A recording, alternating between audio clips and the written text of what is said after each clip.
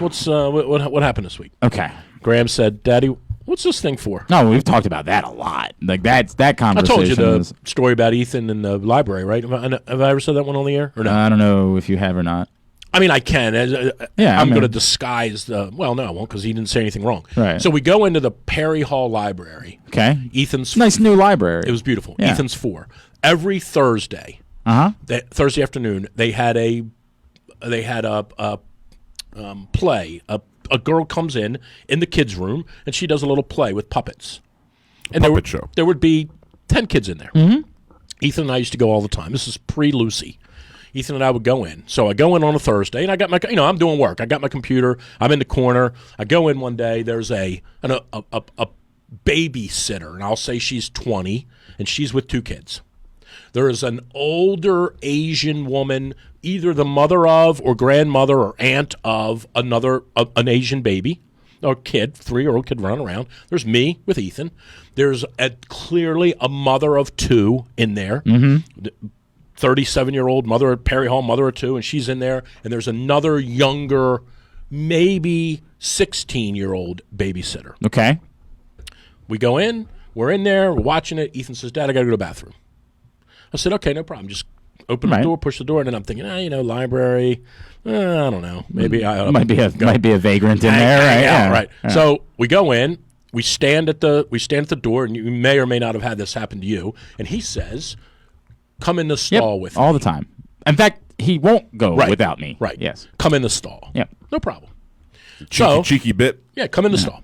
So Ethan goes in the stall. I go in the stall. I'm standing there, and as often happens, now I get the urge. Yes. Now I got to pee. Yep. Ethan's got to pee. I got to pee. No problem. All the time. Happens all the time. We pee. Yep. We go in. I open the door.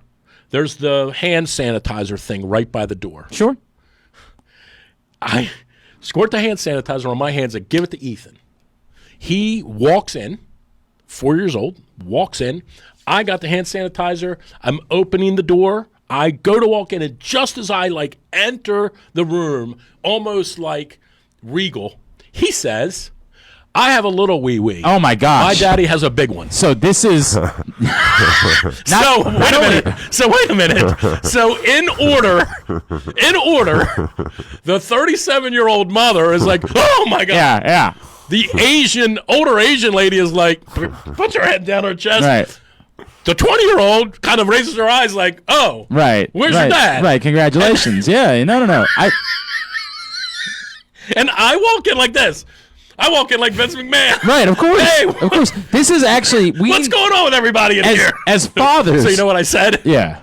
And I don't even know why I said this. Yeah. Because it was really dumb. I say, he doesn't see things very well. Well, I don't know why you would say that at all. I know, Yeah, but it was like the first thing that came to my mind. So I deal with this all the time. See things very well. All the time. That was worse.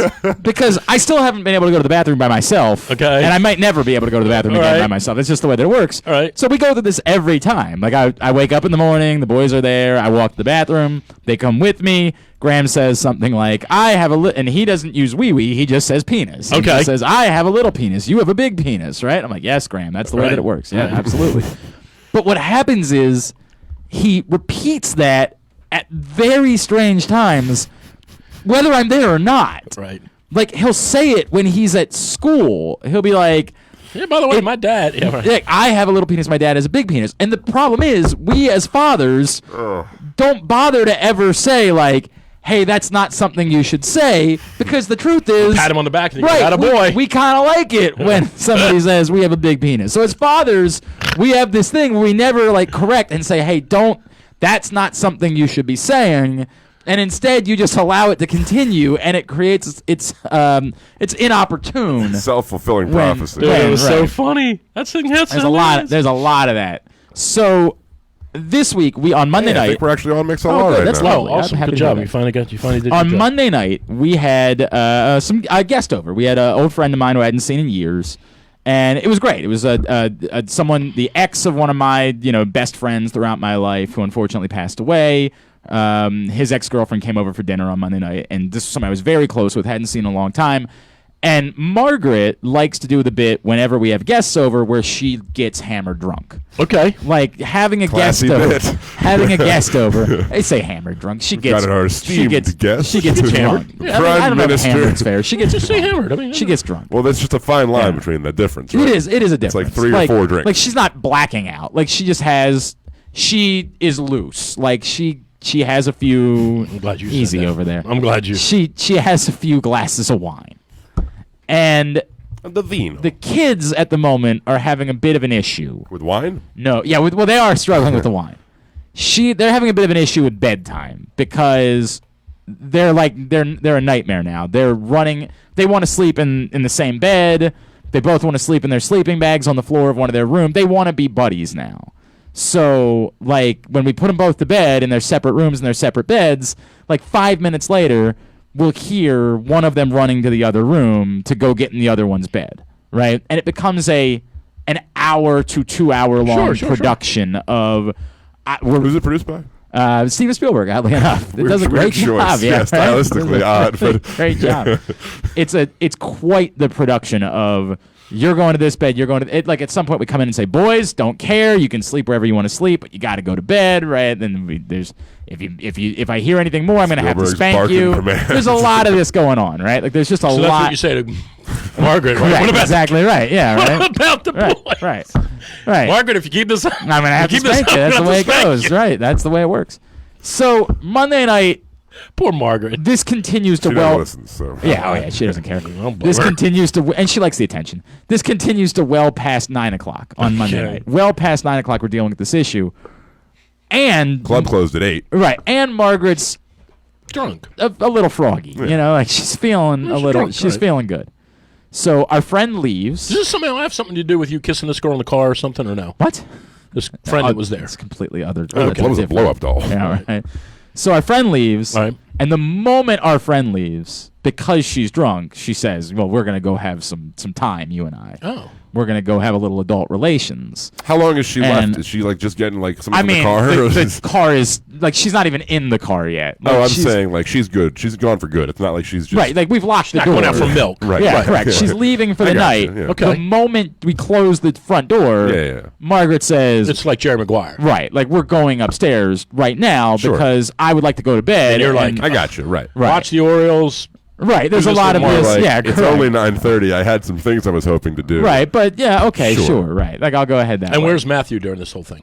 He's not. He doesn't live with us. He doesn't live with us. He's a that's friend. right. Oh, yeah, right. I He's forgot. A friend. Yeah. Right. Oh, yeah. He lives somewhere else. That's the guest house is out. Is like that what we're separate. Right. The guest house. The back house. Glenn would be in the guest house. Yeah.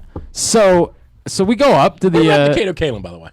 I don't know what happened to Kato Kalin, to be honest with you. Let's look that up. Nope. So we wander up to the old marital bed. And a lot of action happens there, I'm sure. Oh God, so much sleeping. Not to be confused with not really all bed. that. Yeah, correct. Not really all that much sleeping, actually. So we wander on up to the old marital bed. Radio and TV personality. And I don't know, 10 or so minutes later, I hear the following. You guys here? Mom, are you okay? Oh gosh. That's pretty funny.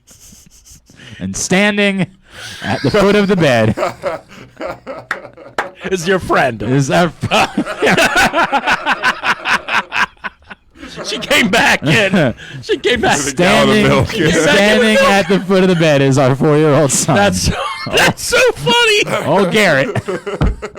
Scarred for life. Foot of the bed. I can see it now. When he's 19, he's in therapy. And the lady says, "So Graham, what's your earliest childhood memory? Was it the ocean or was it a Ferris wheel? Oh no, actually, my earliest memory is no, never mind. She wasn't okay. Oh God. So that's so funny. So yes, she's okay, but get back in bed. Oh man. Needless to say, is it? That was the end of the events for the evening. That was where things ended, and we parted ways politely. We said, "I'm sure we'll bump into each other again down the road."